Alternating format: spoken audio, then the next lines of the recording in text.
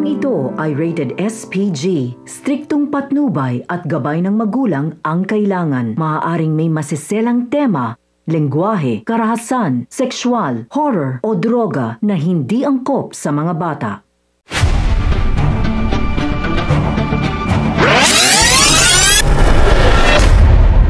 Mga kapamilya, ang mga dapat nating abangan ngayong Lunes.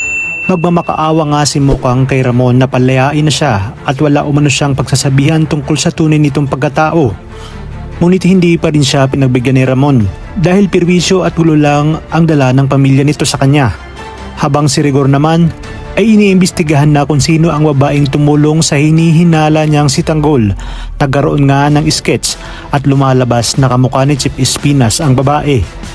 At sa patuloy na pagtatanong ng kapulisan ay tila matutugtog nila ang kinaroroonanin na Tanggol at Bubbles. Buti na lamang ay agad itong nakita ni Bubbles at nagmamadali silang tumakas sa lugar. Malalaman nga ni Espinas na siya ang pinaghihinalaan na tumulong kina Tanggol kaya't kinakailangan umanong makabalik agad sina Tanggol para matanggal ang duda sa kanya. Agad niya ngang ipapatawag ang mga kaibigan ni Tanggol upang ipasok sa Bartolina.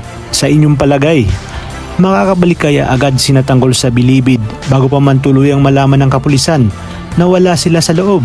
Hindi pa rin nga pinaniniwalaan ni Tess ang mga paratang ni Tinding sa kanyang asawang si Rigor. Kaya naman sinabi ni Tinding na bahala umano itong si Marites kung patuloy itong magbubulag-bulagan sa katotohanan. Basta't huwag umano siya nitong sisisihin na hindi pinagsabihan tungkol sa kalokohang ginagawa ng kanyang asawa. Napansin naman ni Rigor ang mga pasa ni Santino, kaya't agad na sumagot si Tess na iniligtas lang ni Santino ang babaeng nadukutan. Sinabi ni Rigor kay Santino na sa oras na malaman niya nagsisinungaling ito, ay tiyak na may kalalagyan ito. Habang hihintay nga ni Rigor ang pagdating ng kanyang paboritong anak na si David, ay mapapansin naman ni Santino at Camille na malalim ang iniisip ni Marites.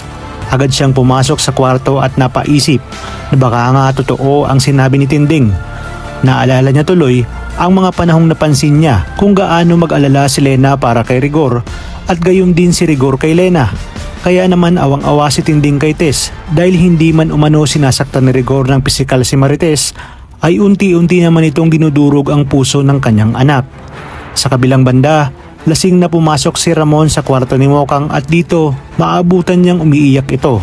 Kaya naman agad din siyang umalis at nilak ang pinto para paniguradong hindi ito makakatakas. Kaya naman mga kapamilya, pakaabangan natin ang mga susunod na kaganapan dito lang sa pambansang teleserye ng Sambayanan, ang FPJ's Batang Quiapo.